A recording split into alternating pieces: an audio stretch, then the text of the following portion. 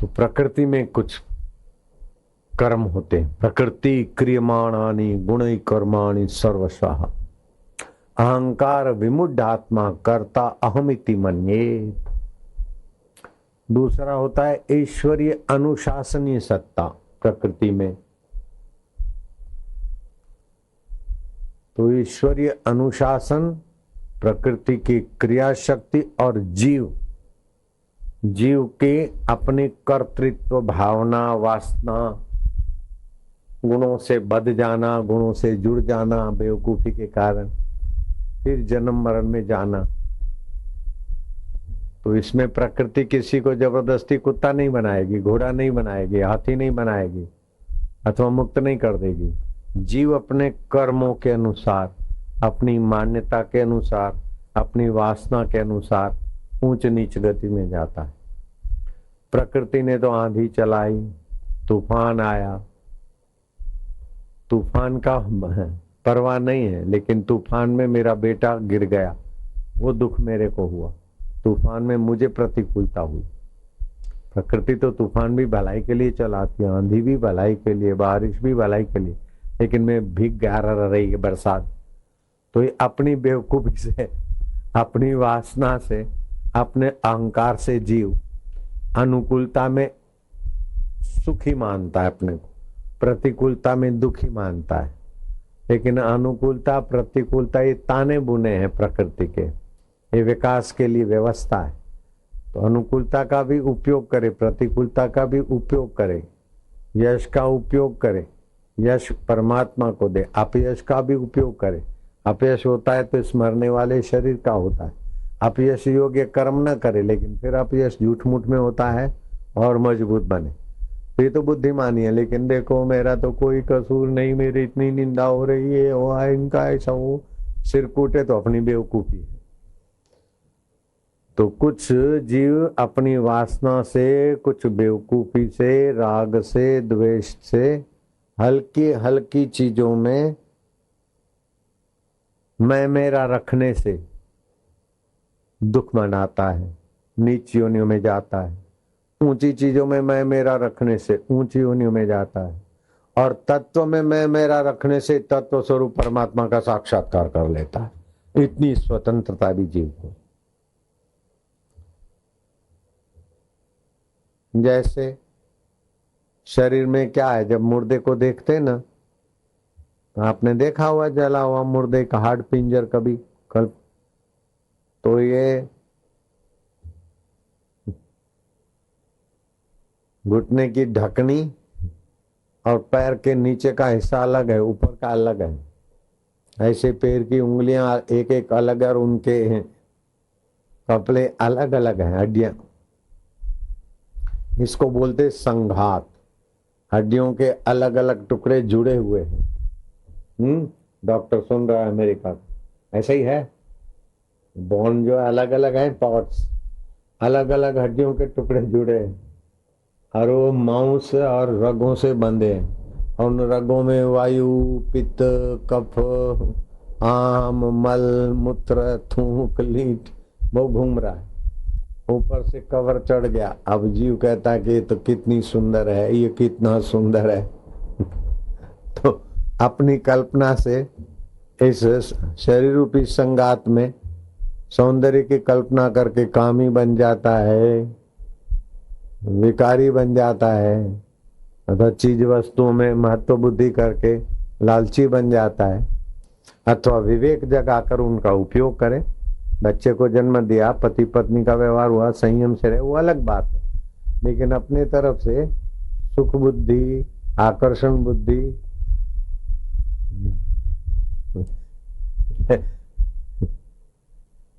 चंद्रमुखी है तो तेरे बिना तो लवर लवरी बोले चंद्रमुखी है, वो बोले तू प्राणनाथ हो।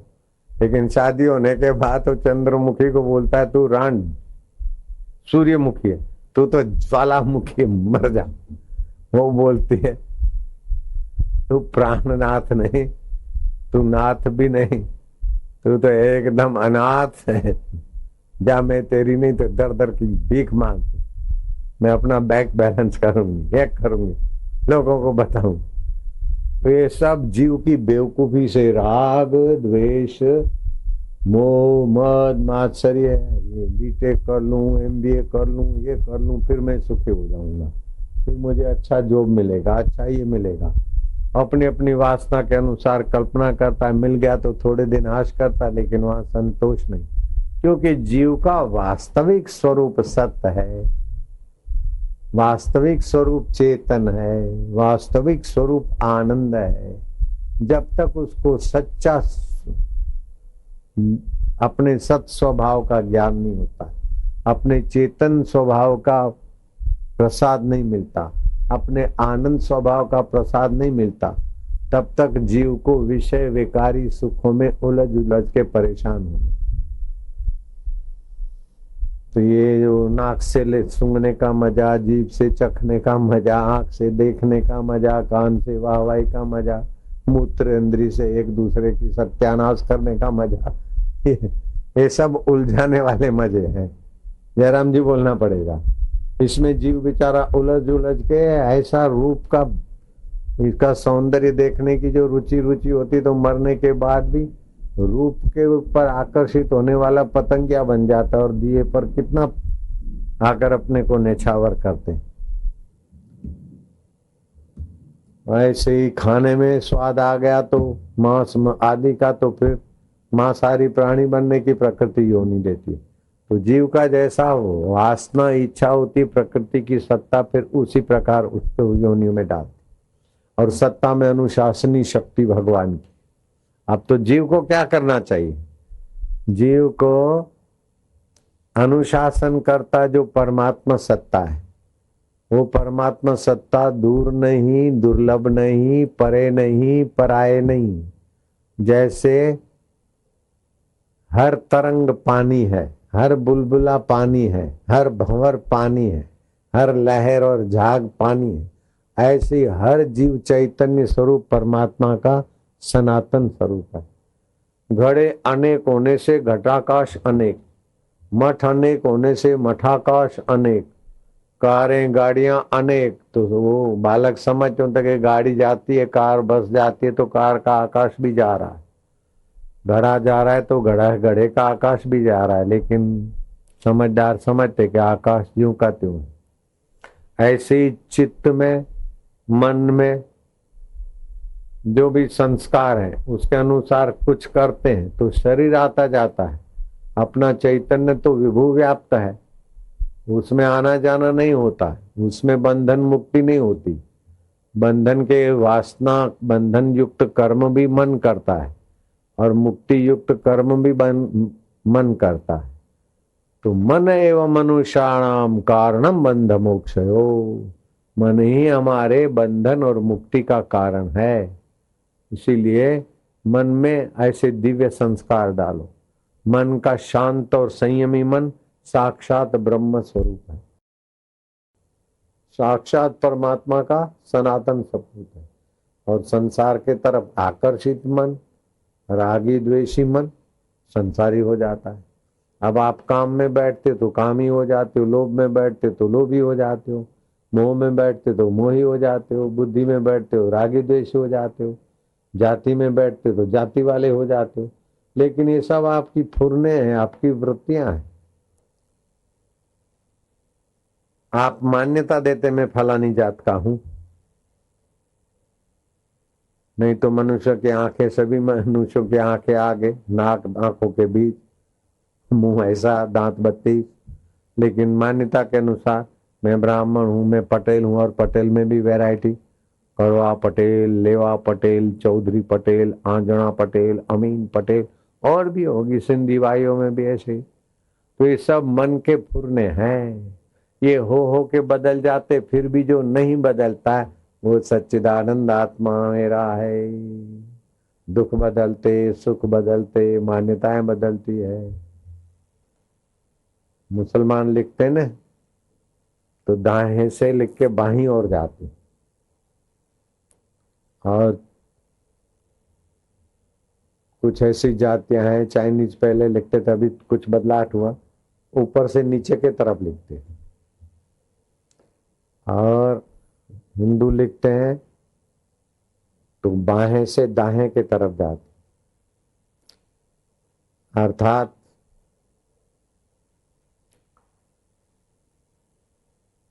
मेढक खाओ, सांप खाओ, जो करे करो, ऊपर से नीचे जाओ लेकिन मजा लो।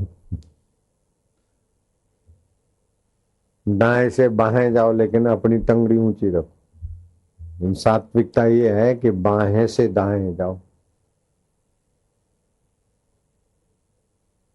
सत्व के तरफ जाओ। अब ये बाहें दाहें ऊपर नीचे जिसकी सत्ता से होता है वो ईश्वर सत्ता है, बाकी अपनी अपनी जाति वालों की अपनी अपनी मान्यता है।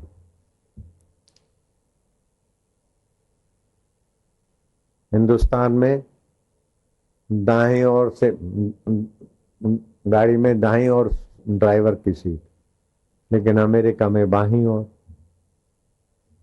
हिंदुस्तान में जिधर के तरफ से जाते हैं, अमेरिका में उसी तरफ से आते हैं। तो ये अपनी अपनी कल्पना है, अपना अपना कानून है। तो ये सब मन का है, लेकिन मन का उद्गम स्थान सबका एक है। उस एक का ज्ञान होने से राग द्वेष शांत हो जाएगा।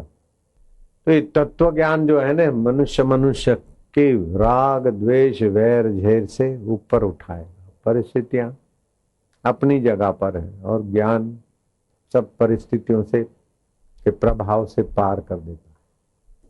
यदि ज्ञाना तदि मोक्षा, ऐसा नहीं कि ज्ञान अभी हो और मोक्ष कल होगा। जब भी तुमने जान लिया अपने चैतन्य स्वभाव को, शरीर को मैं मानने की बेवकूफी, वस्तुओं को मेरी मानने की आदत, मन की बात अपने बुद्धि अपने फूलने को महत्व दिया, मैं राइट हूं ये गलत है, उसी में होता है। तो दुख मिटाने का एक ही उपाय है कि वेदांत के संस्कार समाज में पड़े। हमारे शिष्य उतने दुखी नहीं होते जितने नुगरे लोग दुखी होते। तो प्रकृति में कर्म होते हैं, ईश्वर की अनुशासन होता है, और जीव की अपनी बेवकूफी जितनी होती है उतना छोटी ख्वाहिशें होती, छोटा नजरिया होता है, और छोटी आदत पड़ती छोटी योनियों में जाता है। मध्यम नजरिया होता है तो मध्यम योनियों में जाता है। उत्तम सात्विक, जैसे आप खाने का पीने का चटोरेपन का मजा लेते हैं तो ये छोटी आदत, लेकिन आप कीर्तन का, ध्यान का, सेवा पूजा का मजा लेते तो चिन्मय ऊंची आदत है। तो ये चिन्मय आदत आपको अंतर सुख देगी, अंतर आराम नहीं। जो बच्चे बच्चियां साधक बेचारे 2 बजे के खड़े, अब वो श्रद्धा में 2 बजे तो जयपुर से चलना था, तो 2 बजे बापू आएंगे, 2 बजे आएंगे, तो 2 बजे जाके खड़े रहे, तो आए 8:30 बजे। तो 6.5 घंटे जो इंतजार किया उसका बाहर से तो लगेगा बड़ा परिश्रम है, लेकिन अंदर में चिन्मय स्मृति रही, हमारे बच्चे सभी खुश हैं, सभी प्रसन्न हैं।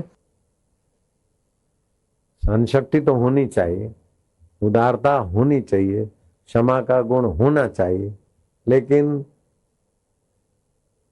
ये गुण दुर्गुणी को पोषित करके तुमको नीचो दे, ऐसे गुण नहीं होने चाहिए।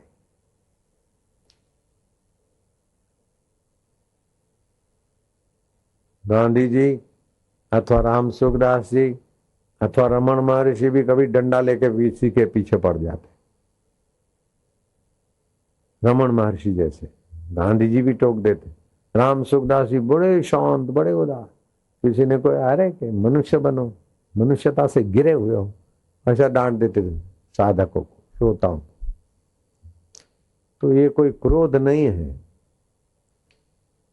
अनुशासन के लिए फुफाड़ा मारना ये कोई क्रोध नहीं होता। वैसे तो चालू सत्संग में हम भी प्रसाद बांटने वालों को बोल रहे रुक जा, ऐसा कर वैसा कर।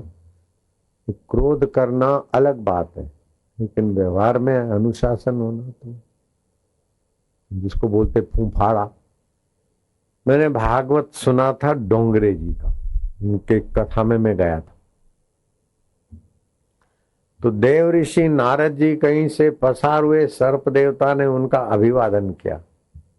और नारद जी ने कहा बोलो क्या चाहते हो? बोले महाराज आप उपदेश दिए कि हमारा मंगल हो, कल्याण।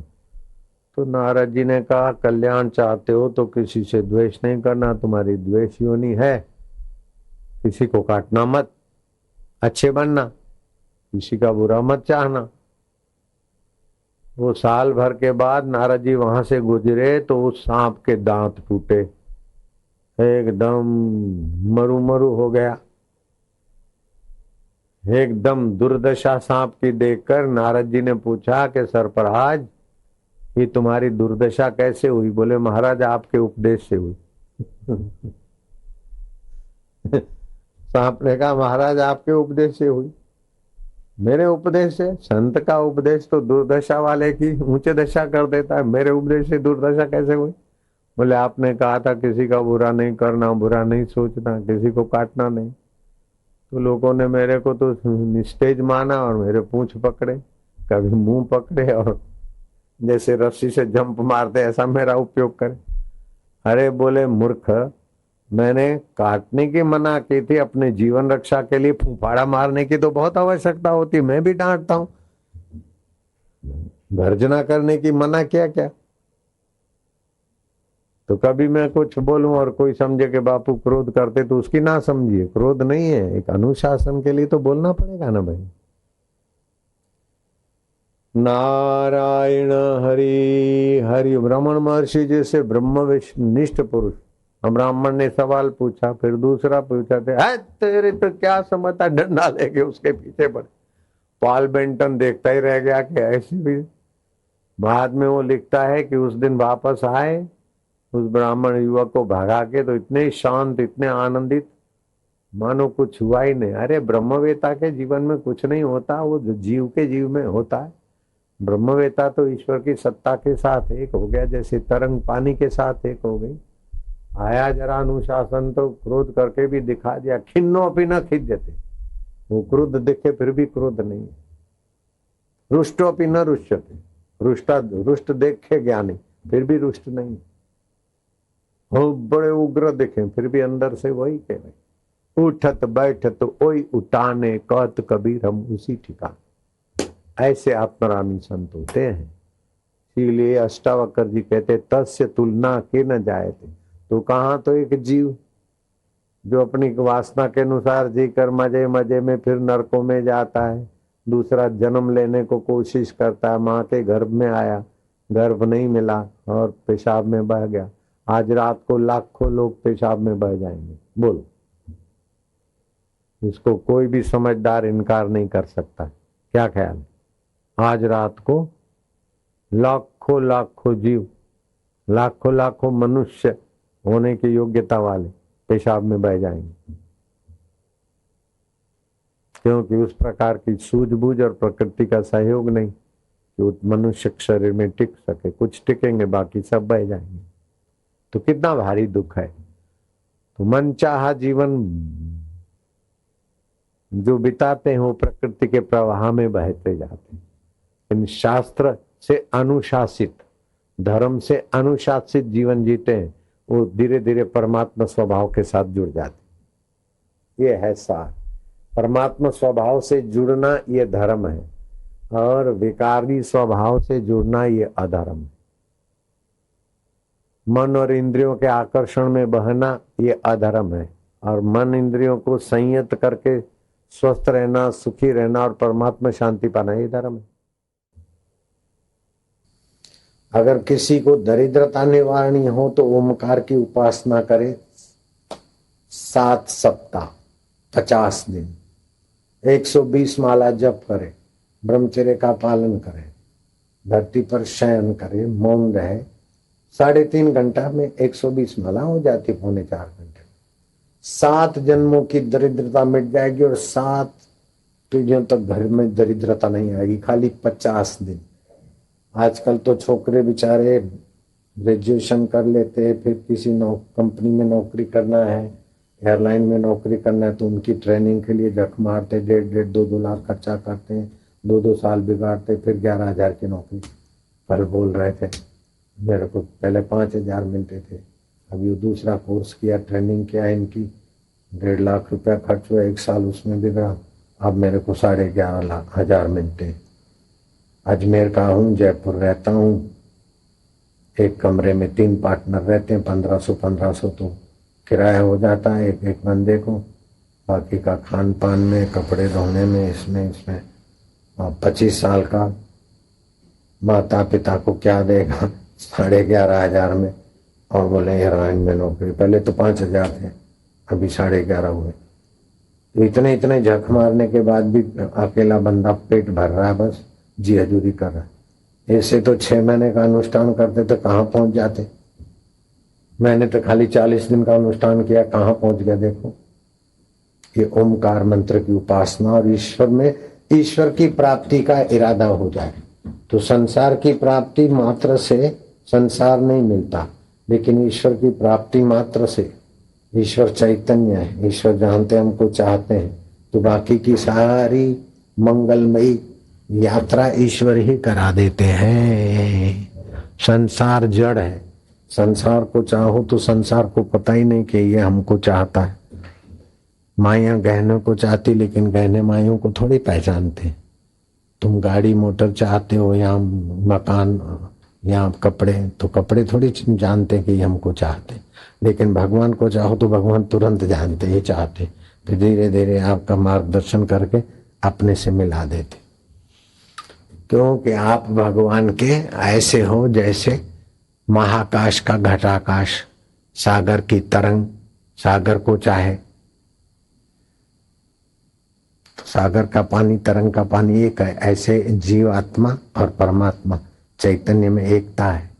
बेटा माँ को चाहता है तो माँ भी उसके तरफ आह्लादित आनंदित होती है। बाप को बेटा चाहता है, स्नेह करता, तो बाप का स्नेह भी वो पाता है। ऐसे बापों का बाप, माओं की माँ, सबके अंतःकरण में तो वही प्रभु है। तो ईश्वर को चाहने के संकल्प से अगर ओमकार मंत्र की उपासना करो तो ईश्वर भी मिल जाएंगे। संन्यास उपनिषद में लिखा है कि आप 120 मालाएं, मतलब 12,000 ओमकार का जप करो। 1 साल के अंदर परमात्मा प्राप्ति हो जाएगी, वास्तविक ब्रह्म प्राप्ति। भगवान का साकार रूप तो तुम्हारी भावना से बनेगा, लेकिन भगवानों में जहां भगवान सत्ता है वो तुम्हारा आत्म सत्ता का तुम्हें साक्षात्कार हो जाएगा, जिसको बोलते ब्राह्मी स्थिति। कृष्ण जी के खास प्रिय थे अर्जुन, फिर भी उनकी ब्राह्मी स्थिति के बिना दुख नहीं मिटा। ब्राह्मी स्थिति प्राप्त कर कार्य रहे ना शेष, मोह कभी ना ठग सके, इच्छा नहीं लवलेश। फिर सुखी होने की किसी परिस्थिति की बाहर की इच्छा नहीं रहेगी। आपको अपना सुख स्वभाव का नित्य प्रकाश रहेगा। जैसे आप अपने आप को कभी छोड़ते नहीं, जिसको कभी न छोड़ सको। शरीर छूटने के बाद भी जो नहीं छूटता वो है अपना आपा, वो है शुद्ध बुद्ध चैतन्य। तो उस चैतन्य की अभी अपने को बेवकूफी से शरीर मानते हैं। शरीर बीमार होता है तो बेवकूफी से बोलते हैं हम बीमार हो गए। हम बीमारी को जानते हैं लेकिन बेवकूफ से मानते हम बीमार हो गए। बुखार हुआ है शरीर को, बोले मेरे को बुखार हो गया। कैसी अज्ञानता है। चिंता होती है चित्त को, बोले मुझे बहुत चिंता है। दुख होता है मन को, बोले मैं बहुत दुखी हूँ, मैं बहुत परेशान हूँ। ऐसे लोगों के दुख, परेशानी और बीमारी जल्दी से जाती भी नहीं, लेकिन दुख मन को हुआ है, बीमारी शरीर को हुई है, चिंता चित्त को हुई है, उसको मैं जानता हूँ। उसकी बीमारी, दुख, चिंता टिकती भी नहीं। बिना आत्मज्ञान के कितना भी धन मिल जाए, सत्ता मिल जाए, स्नेही मिल जाए, पत्नी मिल जाए, पति मिल जाए। मेरी नानी मर गई, शमशान में पहुंच गई, लकड़ी के ढेर पे रखी गई और ऊपर जब दूसरा लकड़ी रखी तो नानी हिली। नानी हिली तो रस्से खोले, गई थी तो कंधे चढ़ के आई पैदल। पूछा क्या हुआ, बोले मुझे कोई ले गए थे बड़े बड़े डरावने, छोड़ के कोई यमराज बमराज था, उधर गए। तो मैं चिल्लाई कि मेरे को इधर काहे को लाए, मैंने तो गुरु मंत्र लिया है, टेऊराम जी का नाम ले लिया, वो मेरे गुरु है। जिसको गुरु मंत्र होता है नरक में नहीं जाता है। हल्ला गुल्ला हुआ तो पूछा कि ये हेमी बाई है, बोले हाँ ये हेमी बाई टोपन दास है, बोले नहीं हेमी भाई प्रेमचंद। अरे टोपन दास की हेमी भाई लाना था, टोपन दास है किस फलाने की, ये प्रेमचंद की, मेरे नाना का नाम प्रेमचंद था, तो प्रेमचंद हेमी भाई प्रेमचंद नहीं लाना। तो फिर अल्लाह अल्लाह वो तो डांटा के जल्दी छोड़ के आओ, उनका शरीर कहीं जल न जाए। तो अभी मेरे को छोड़ के गए तो जिंदगी हो गई। ऐसी मेरी बहन थी, उसको जलंधर भगंदर की बीमारी थी, एलजी हॉस्पिटल में एडमिट हुई और एक सुबह सुबह को ऑपरेशन थिएटर में उसको ले गए स्टेचू पे। और उसके टांग पर कुछ लगा रहे थे स्प्रिट बिस्प्रिट जो कुछ। बोले क्या करते, बोले आप मीराबाई ने। बोले हाँ, तो आपका टांग काटने का है। अरे बोले पेट में तकलीफ है, टांग कैसे काटना है। बोले तुम मीराबाई हो। मीराबाई तो हूँ, लेकिन पीछे का नाम, अरे सॉरी दूसरी मीराबाई है। फिर वापस छोड़ गए। अब टांग काट देते तो क्या होता। लेकिन टांग नहीं कटी, फिर भी आखिर तो मरी। और नानी जिंदी हो गई तो 39 साल के बाद भी तो शरीर मरा। तो शरीर जिससे सत्ता पाता है, जिससे चेतना पाता है, वो हम हैं। हमारे बिना शरीर नहीं जी सकता और शरीर के बिना हम हैं। क्या ख्याल है? शरीर के बिना हम रह सकते हैं। हम कारण हुए, शरीर कार्य हुआ। हम सत्य हुए, स्वतंत्र हुए, शरीर परतंत्र है। तो हमारे बिना मन को कौन जानेगा, हमारे बिना बीमारी को कौन जानेगा। तो वास्तव में हम बीमार नहीं होते। गाड़ी खराब हो जाए, ड्राइवर बोले मैं खराब हो गया हूं। गाड़ी में पंचर पड़ जाए, ड्राइवर बोले मेरे में पंचर पड़ गया। एक्सल टूट जाए, बोले मेरी टांग टूट गई, तो मूर्ख है। ऐसे ही शरीर साधन है। इस साधन को मैं मानना बहुत बड़ी भारी अज्ञानता है। तो अब क्या करना चाहिए कि शरीर को साधन माने, उसको अच्छे काम में लगाएं और काम पाने की लालच, खोने का भय शरीर को मैं मानेंगे तो बना रहेगा। लेकिन शरीर, मन, बुद्धि, ये सब प्रकृति की सत्ता में है। तो 3 सत्ता से काम होता है। एक प्रकृति की सत्ता से काम होता है, जैसे दूध बाप ने नहीं बनाया, माँ ने नहीं बनाया, बच्चे ने भी नहीं बनाया। तो बच्चा जन्मा तो दूध बना, ये प्रकृति की व्यवस्था है। भोजन खाया तो उसमें से खून आपने नहीं बनाया, अथवा रसोई बनाने वाली पत्नी या माँ ने नहीं बनाया, प्रकृति बनाती है। बाल प्रकृति बढ़ाती है। तो पेड़ पौधे को सींचने का काम, धरती से भोजन लेने का काम, ये प्रकृति कराती है। तो कर्म प्रकृति में होते हैं। अनुशासनीय सत्ता परमात्मा की उसमें व्याप रही है। और बीच में है जीव, उसको बोलते हैं आभास। जैसे सूर्य है तो सूर्य का प्रतिबिंब पड़ा, 1000 घड़े में 1000 सूर्य दिखे, करोड़ घड़े में करोड़ सूर्य दिखेंगे, और 500 1000 करोड़ में 1000 सूरज दिखेंगे, फिर भी सूरज एक का एक।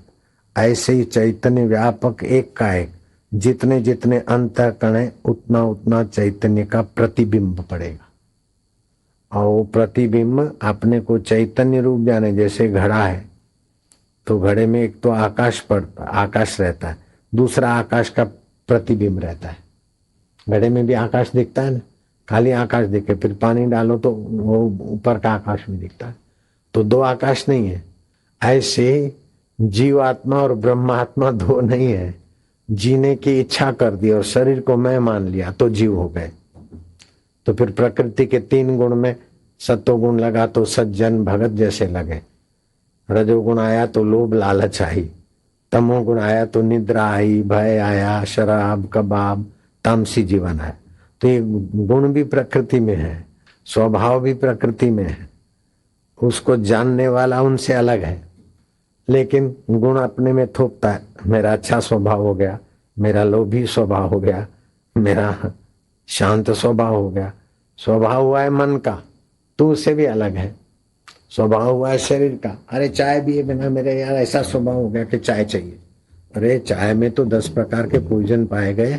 चाय पीने से भूख मरती है, धातु कमजोर होता है, किडनी कमजोर होती है, गैस होता है, हाथों में छाले होते हैं, नपुंसकता की बीमारी आगे चल के होती है, धातु क्षय होता है। चाय और कॉफी सत्यानाश कर, लेकिन कुछ भी हो मेरे को तो नहीं चलता चाय बिना। हकीकत में तेरे को नहीं चलता ये बेवकूफी है, इस शरीर की आदत पड़ गई। तू तो चाहे तो क्या शरीर नहीं है तो भी तेरे को चलेगा। तू इतना अमर है, इतना स्वतंत्र है, लेकिन अब बोलता है चाय बिना मैं नहीं रह सकता हूँ, बीड़ी बिना मैं नहीं रह सकता हूँ। एक मुख्यमंत्री थे, तो मैं जयपुर का सत्संग करके कोटा जा रहा था कुछ वर्ष पहले की बात। तो उसका फोन आया, बापूजी को बोलो 5 मिनट रुक जाए, मैं विदाई देने आता हूँ। भैरव सिंह शेखावत जो उपराष्ट्रपति बने, उनकी लड़की बहुत मेरे को मानती थी, वो अभी भी मान, उनकी पत्नी, वो भी बेचारे। मैं क्या उनको बोला विदाई देने आने की कोई जरूरत नहीं है, ये फॉर्मेलिटी की हमको जरूरत नहीं है, कल आ गए थे बस हो गया। तो मैंने तो रवाना किया गाड़ी, मैंने गाड़ी भगाई और उन्होंने भी गाड़ी तेज भगाई। वो सेम हाउस से निकले और मैं अपने निवास से निकला। तो कुदरती कोटा जयपुर और कोटा के बीच, जयपुर सिटी पार करते जयपुर कोटा के बीच कोई फाटक आया, तो हमको रुकना पड़ा, तो उसकी गाड़ी आ गई। मेरे को लगा कि मना करने पर भी आए हैं, चलो तो अब फाटक के बाहर लाइन में गाड़ियां खड़ी है, मैं तुम्हारी गाड़ी आए प्रणाम करने में, कहा इधर ही बैठो। कुछ मेरे को उनको कहना था, तो कहा मैं क्या एक चीज मैं तुम्हारे से मांगता हूं। तो बोले बापूजी आप और कुछ भी कहो तो मैं आज्ञा मानूंगा, लेकिन ये पान मसाला नहीं छोड़ाना, जर्दा नहीं छोड़ाना मेरे से। मैं क्या, वो मैं जर्दा ही मांग रहा था, जर्दा छोड़ दो ये।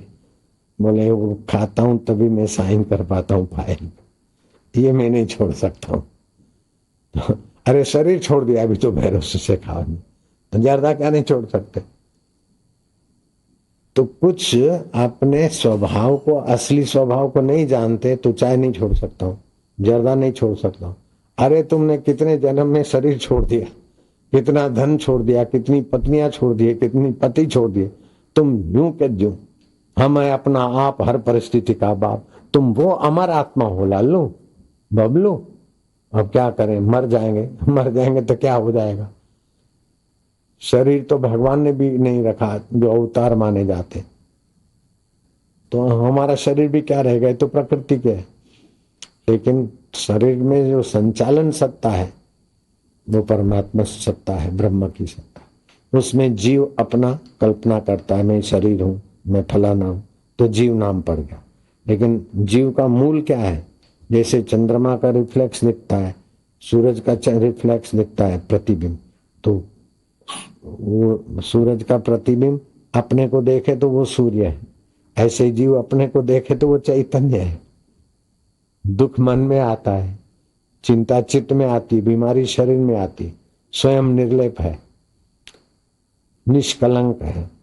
लेकिन गंदी आदत पड़ने के कारण अपने निर्लेप स्वभाव का आनंद नहीं, अपने निर्लेप स्वभाव की शांति नहीं, सामर्थ्य नहीं, इसलिए परेशान हो रहा। तो अब क्या करना चाहिए कि सुबह शाम 15-15 मिनट ओमकार की उपासना करें, तो जीव के ऊपर जो वासना, मन का स्वभाव, रजोतमो गुण, राग द्वेष, जब फुर्सत मिले तो वैसी है वो वैसी, बहुत नीची अवस्था में बैठते। जो किसी की निंदा करता है, जिसकी निंदा करते उसका तो कुछ नहीं बिगड़ता, निंदा करने वाले का चित्त नीचा हो जाता है। तो आप द्वेष में बैठते हैं, राग में बैठते, चिंता में बैठते, काम में बैठते, क्रोध में बैठते, कि अपने आप में बैठते। जब अपने आप में बैठने की आदत बढ़ जाएगी तो आप 15 मिनट आ और मां ओ,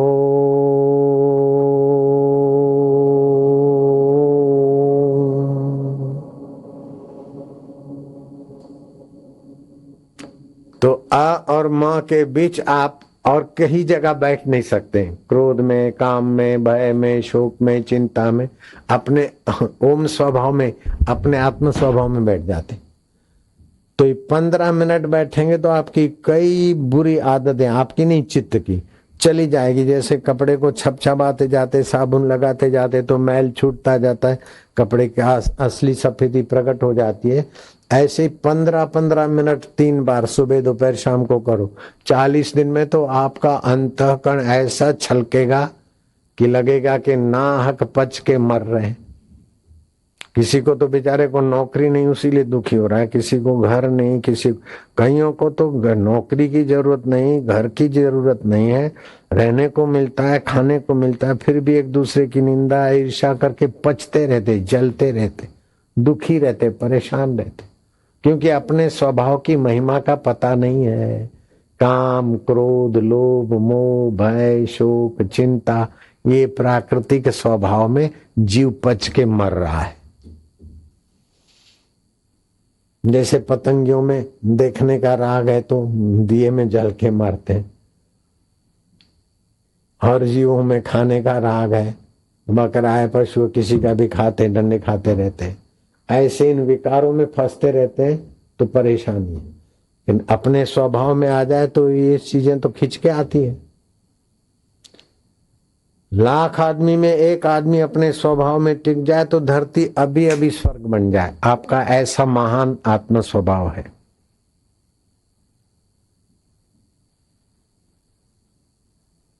घर के 5-4 मेंबर हैं, अगर 15-15 मिनट 3 टाइम पौन घंटा करे तो कोई काम धंधा ना भी करे फिर भी झक मार के सारी व्यवस्था उसके परिवार की हो जाएगी। देखें होता है कि नहीं, देखें ऐसा नहीं, हम ईश्वर के ईश्वर, हमारे बस ईश्वर के लिए करना है। बस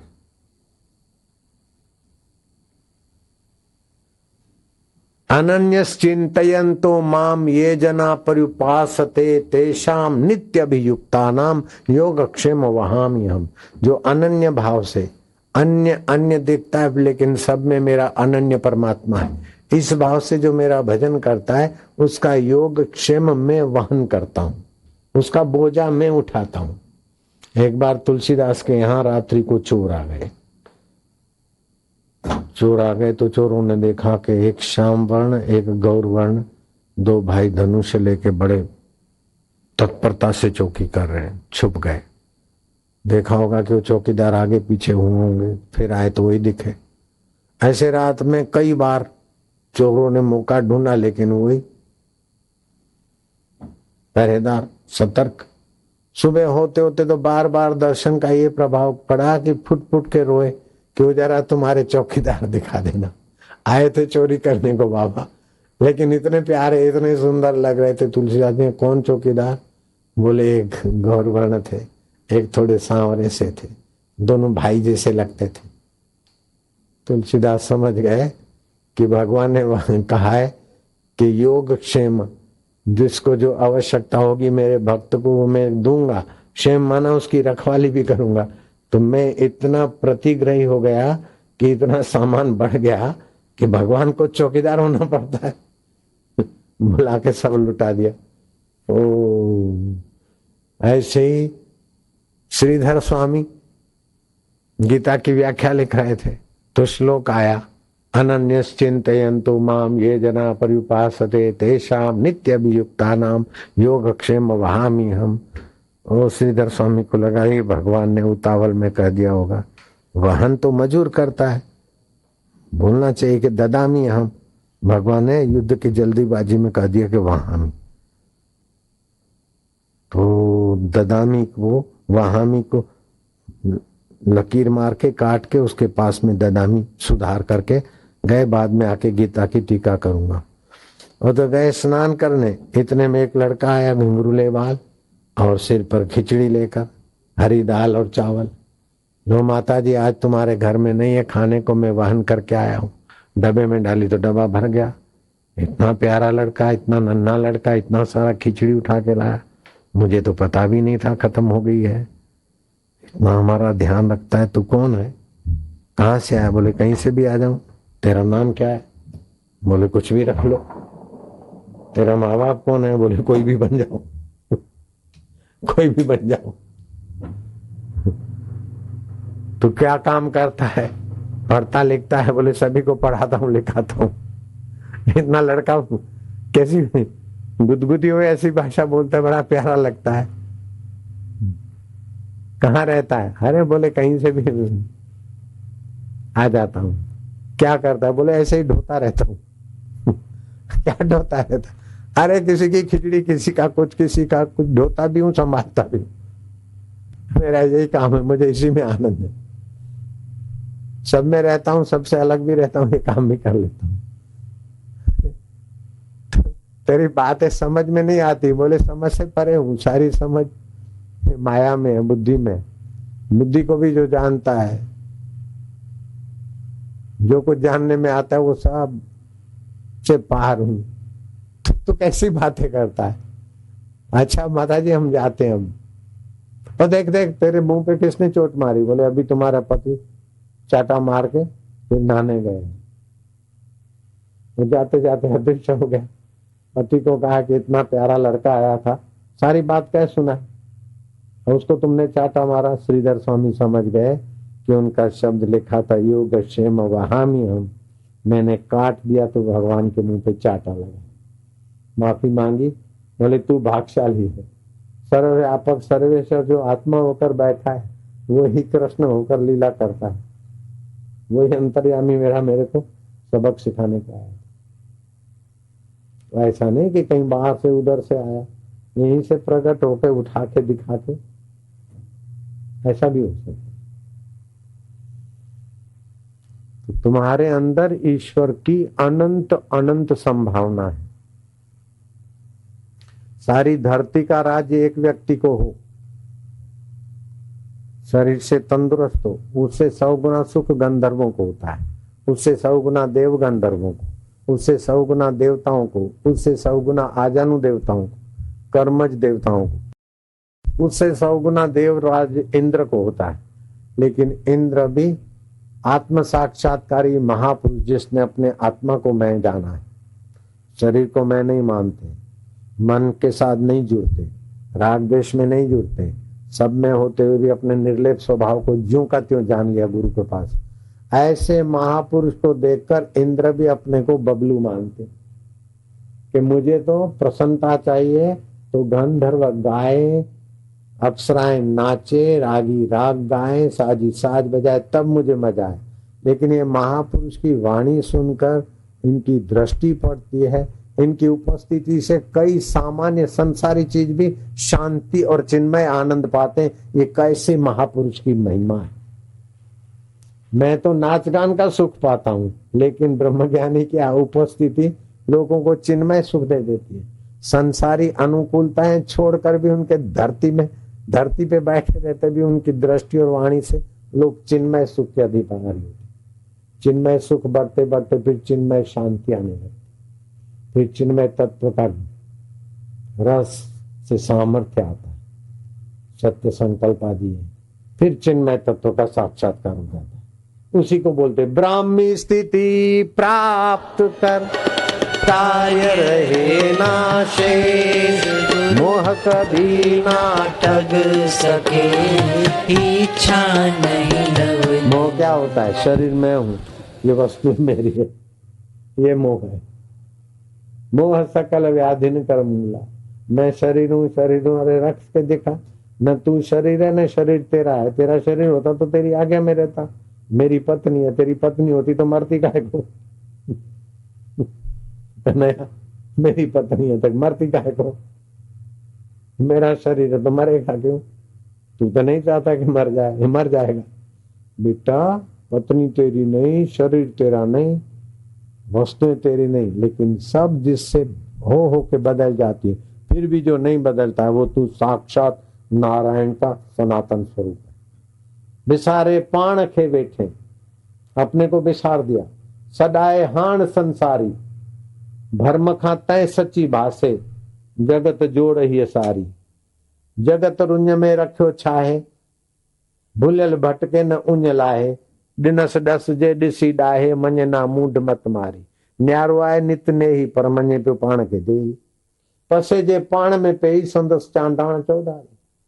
अपने देह से न्यारा है लेकिन अपने को देह मानता है। अपने आप में देखे न कि कितने पैसे आए चले गए, तुम गई के भाई, कितने मीठे अनुभव आए चले गए, फिर भी आप नहीं गए। शरीर चला जाएगा फिर भी आप अपने आप को नहीं छोड़ सकते। अगर अज्ञानता है तो किसी शरीर में जाएंगे, और जान लिया तो विभू व्याप्त हो जाए। बस अपने को घड़ा मानोगे तो घड़ा फूटा तो फिर सुराही बनोगे, मकान बनोगे। लेकिन अपने को महाकाश मान लिया तो बनना क्या है, बस मुक्त। इतना सा खेल है। तो ईश्वर प्राप्ति का पक्का इरादा करे, फिर गुरु कृपा तो एकदम पच जाती धड़ाक से। ईश कृपा बिना गुरु नहीं, गुरु बिना नहीं ज्ञान, ज्ञान बिना आत्मा नहीं, गावे वेद पुराण। ये तत्व ज्ञान बलिहारी है। भगवान शिव पार्वती को ले जाते थे अगस्त ऋषि के आश्रम तत्व ज्ञान के लिए, और भगवान शिव ने वामदेव गुरु से पार्वती को दीक्षा दिलाई, और पार्वती को जप करके ऐसा आत्मचिंतन करो, ध्यान करो, ये रास्ता वामदेव गुरु ने दिया। नील प्रकाश दिखने लगा, बोले ये प्रकाश दिखता है रजोगुण है, और आगे बढ़ो तो फिर सफेद सफेद प्रकाश हो गया, बोले सतोगुण है। इसको जो देखता है वो मैं कौन हूँ, उसमें जाओ पार्वती जी। पार्वती जी जब उस विश्रांति में आई तो जो शिव जी तत्व में ऐसे ही पार्वती ऊंचाई पे गई, तो शिव पार्वती का दोनों का साथ में पूजन होता है। ऐसे राधा जी भी ऐसी ऊंचे तत्व में गई तो राधा कृष्ण का पूजन होता है।